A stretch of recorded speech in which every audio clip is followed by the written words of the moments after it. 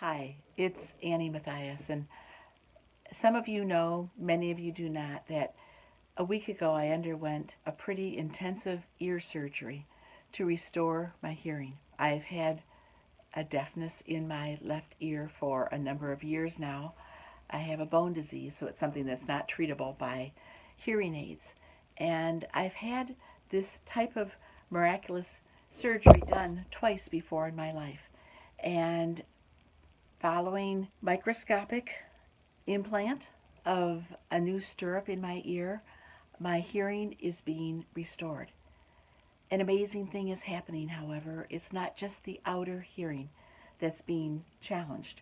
Learning to assimilate sounds that I have not heard for many, many years, learning to understand what these sounds are. But I find that internally, there's a great change that's happening too. I have to be very careful. I haven't ventured out too far because the delicate bones of my ears are starting to heal. The parts that were impacted by this surgery, I can't lift anything for 30 days that's over 5 pounds.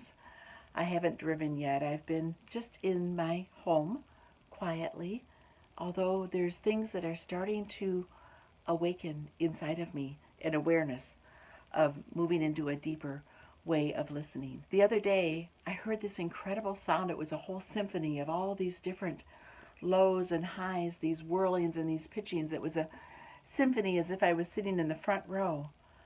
And it's, what's that sound? It was my refrigerator. And it was a glorious, colorful spectrum of sound. I hear the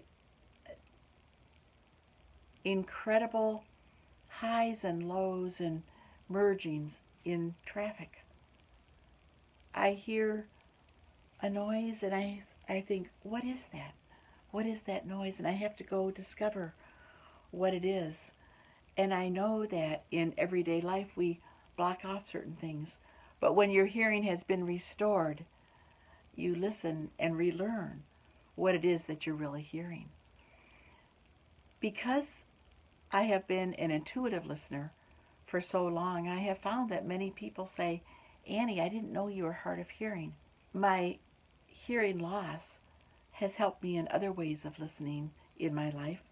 40 years ago, when I went through a period of deafness, when my hearing bottomed out, I learned to listen to thunder through my feet, the vibration.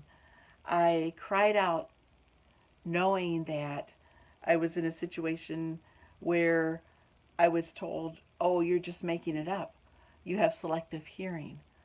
So I cried out and asked God for a deeper ability to hear, and I began to learn how to hear on an intuitive level, what I call deep listening.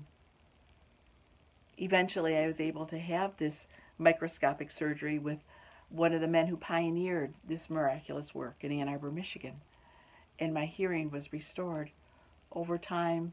This one ear that had surgery 40 years ago, the implant that they put in dropped off, and they were able to do it again. Now, of course, with any surgery, you run into risk. They have to tell you, you could go completely deaf, you could this, it could paralyze your face, it could that. But after much prayer and decision, I went ahead with the surgery.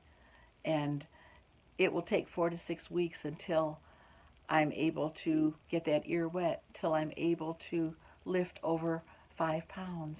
It'll take 3 months until they can do a hearing test to see the range of hearing that I now have.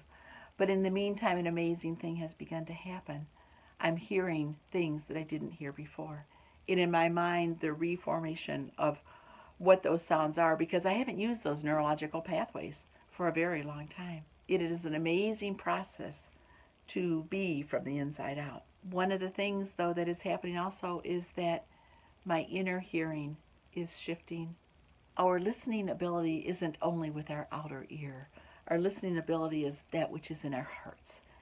And I am finding, even though I believe I'm a deep-hearted person, I'm finding that I am being challenged to go in even deeper in the listening, in the expression. And as an artist, you often hear me talk about finding a way to express that which is inexpressible in words. And at this point in my life, I am finding that I am going deeper into a way of listening, not just as an active listener, as a way of expressing. That may not be very clear to you. I don't have all my out loud words, but you will continue to see it in my work.